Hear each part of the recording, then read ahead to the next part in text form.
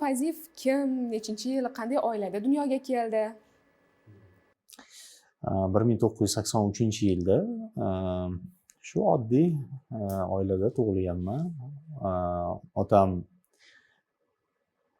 o'qituvchi va musiqachi,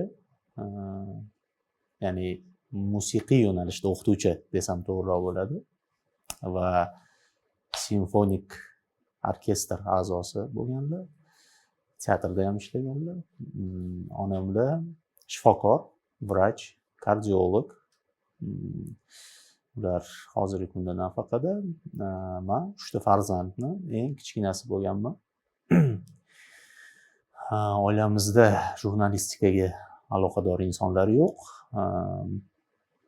Sportga ham aloqador insonlar yo'q. Bu o'zim qiziqishimdan kelib chiqib tanlagan kasbim bo'ladi.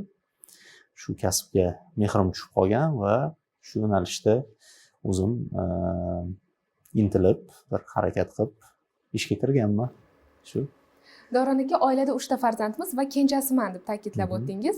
Shunda sizdan oldin aka, opa yoki Opalarim bor. opalar. Demak, oilada bitta o'g'ilsiz. Bitta o'g'il. Hozirgi kunda ota-onangiz bilan birga bir oilada.